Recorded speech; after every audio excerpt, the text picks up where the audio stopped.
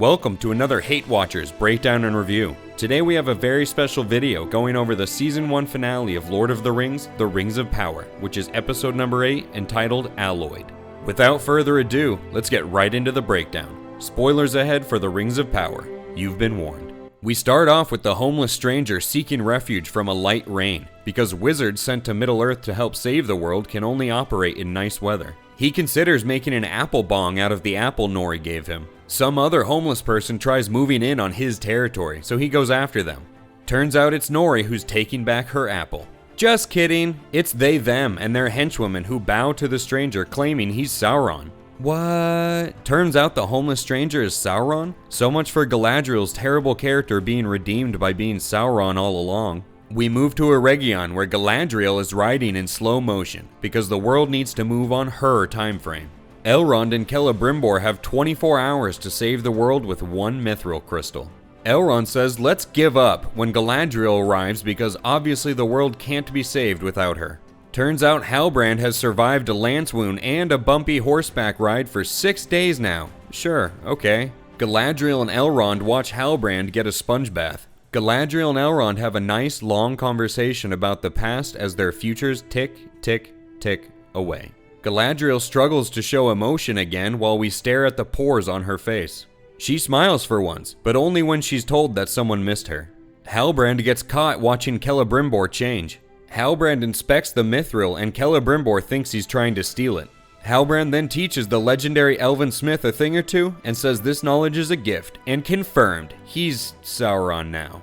Back in Numenor, the king is dying so he won't have to suffer another season of this show.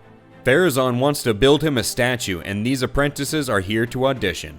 Isildur's sister is drawing the king like one of his French girls and he starts to get aroused by her boobage.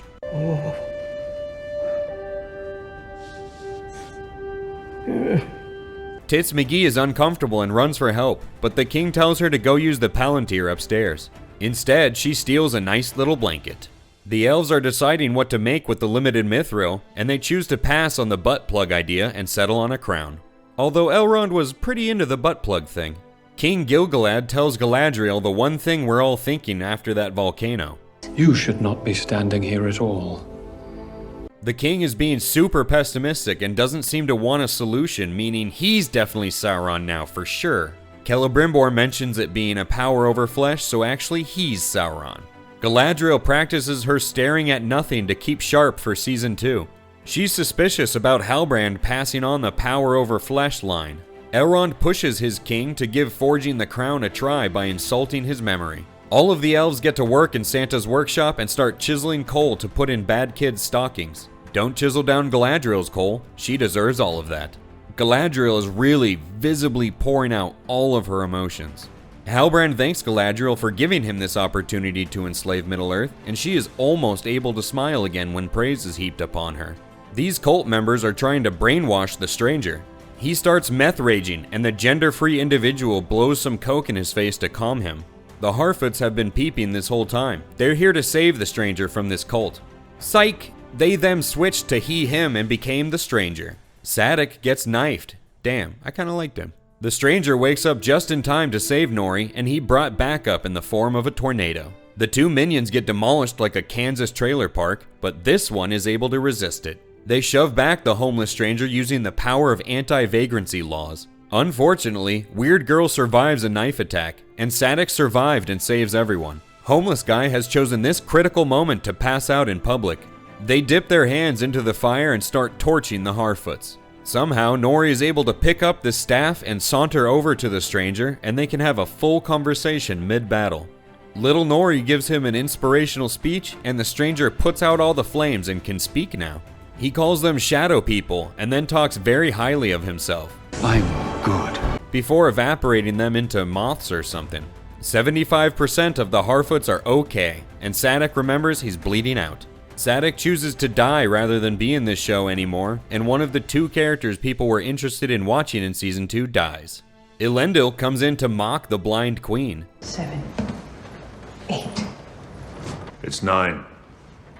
The queen looks Elendil in the eyes, just right in the eyes, and says some meaningful stuff. Valandil yells to everyone that Numenor is in sight, and the queen doesn't get the joke. The king of Numenor is dead of a heart attack following his recent erection, and Pharazôn is pissed because the king owed him some money. Celebrimbor lets out a fart he's been holding in for 400 years.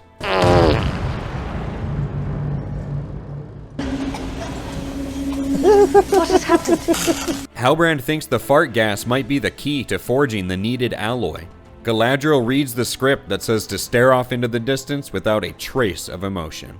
Halbrand comes down, and Galadriel demands to know who he is and throws her scroll down. Halbrand looks down at the copy of How to Spot Sauron she was reading. She doesn't need to read the rest as she finally figures it out and tries to gank him before trying other emotions. She's transported to a flashback where she sees her brother Finrod. He says Sauron shared their same goal of peace and he wanted to heal Middle-earth, so Sauron's the good guy, confirmed. He tells her to touch his darkness, and she's borrowed 2 tears this time for extra sadness. Now she's on the raft with Halbrand again, where he's making a convincing argument for being the good guy.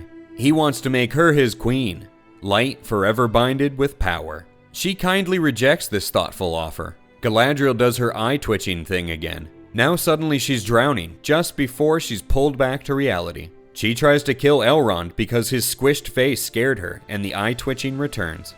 Galadriel runs to Santa's workshop where she says Halbrand is gone and no one can be friends with him anymore. They decide to make 3 magic thingies because Galadriel said so, but they need gold and silver from Valinor, and for some reason, Galadriel's dagger is the only thing in this entire elven city that has it. Catching up with the stranger, he's talking normally now and says he's a wizard.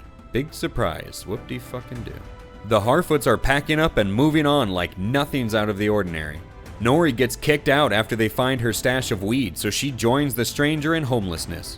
There's about 48 minutes of screen time on these goodbyes before Nori leaves. The homeless guy says he knows a great cardboard box they could visit, right over there. He says to follow your nose like he's Toucan Sam. Moving back to Eregion, Galadriel begrudgingly gives up her dagger at the command of the Patriarchy. Elrond drops in the Mithril, Celebrimbor adds his special ingredient, and they start mixing it all up. The molten alloy flows down into this cool device and spits out the Rings of Power. Just kidding, it's these little bricks. Elrond finds Galadriel's copy of How to Spot Sauron. Finally, the rings are done. Everyone looks at them for 82 minutes and the rings are shown 19 times in silence. Anakin gives into the dark side and arrives home in Mordor, and the episode and the season come to an end. We've reached that point in the video where we have to decide if this episode was a great watch or a hate watch. This finale pulled out a lot of stops and it all came together to confirm one thing. This episode and this show are a hate watch. We have to start off with Sauron. How they went about the reveal of Halbrand being Sauron was, kind of interesting I guess. Even if most people speculating saw it coming a mile away. It really could have been handled better from a storytelling perspective and a lore perspective, and it's kind of laughable how the writers tried to throw some misdirection in with the stranger being Sauron. Speaking of the stranger, I guess there's some sturdy evidence now that he's Gandalf with his mannerisms, his idioms, and his relationship with the Hobbit's ancestors. That would be pretty lore-breaking if anyone really still cared at this point. In fact, a lot of what was going on in this finale was clearly intended to be powerful for the audience, but it's all just kind of falling flat because we've been pushed out of this world so many times with what the fuck moments and we don't care much anymore. And this show seriously spent 1 episode on how the Rings of Power were forged? Really? The pacing is a joke. After an entire season, it took 2 minutes for Sauron to impart his knowledge on Celebrimbor and twist his mind into making the Rings of Power that were forged 40 minutes later. In 10 minutes. In a show called The Rings of Power. There's literally 1 sentence implying Celebrimbor's mind had been toyed with. The Harfoot said goodbye for longer than this critical piece of Lord of the Rings history took to unfold on screen. Would have been nice to cut out all that extra time we've had for 8 episodes and have this process start around mid-season. Now on to everyone's favorite part of the review, the gigantic shadow of disappointment that looms over this show in the shape of Galadriel. This show and all its aspects, characters, and storylines have had their ups and downs. It's been mostly downs, but they've all had momentary flashes of promise, a fleeting hope that these things may improve. Well, Galadriel is not one of those things. Writing, acting, lore issues, take your pick, it's all bad. Her presence is almost always insufferable, and the obvious attempt at making her the center of gravity around which this show orbits isn't going to fly in season 2. They need to take a serious step back from her. If you thought she was bad now, wait until you have to sit through an entire season where she's struggling to show emotions while coping with the fact that she's enabled Sauron's rise. Man, she's gonna be such a bitch next season. Oh well, I'm not complaining. It will help this channel keep growing. And so much for Anatar. Guess we're just skipping that part of the lore. Pretty much all of the lore is out the window now, so enjoy your Lord of the Rings show specifically designed to alienate Lord of the Rings fans. What happened to Isildur's sister in the Palantir? Is that supposed to be a cliffhanger for us? A character whose name and face we don't even remember looking into the Seeing Stone? That's a cliffhanger? Where did Bronwyn and Arondir go? What's up with Daddy Issues Durin? Where are the rings of dwarves and men that were supposed to be forged prior to the Elven Rings? No update on Isildur? Okay, was Isildur confirmed then? Where is Isildur's horse? How can you have a season finale without your best actor? Sauron killing a bunch of these people is the only reason to check out the next season as far as I'm concerned. A big thank you to those who made it this far into the video. Remember to stay tuned for this channel for a complete season review with the final verdict on this show, a video of the funniest clips from this season, and a Rings of Power edition of a new series we're doing called How They Tried to Trick Us, which will highlight the different tricks studios pull to try and get fans to like their crap. So hit that red subscribe button so you don't miss any of those upcoming videos. Comment below, did anything in this finale change your mind one way or the other about tuning in to Season 2? Are you rooting for Sauron now as well? Please remember to like the video if you liked it, as it helps the video reach more struggling fans out there. Thank you again, and we'll catch you on the next one.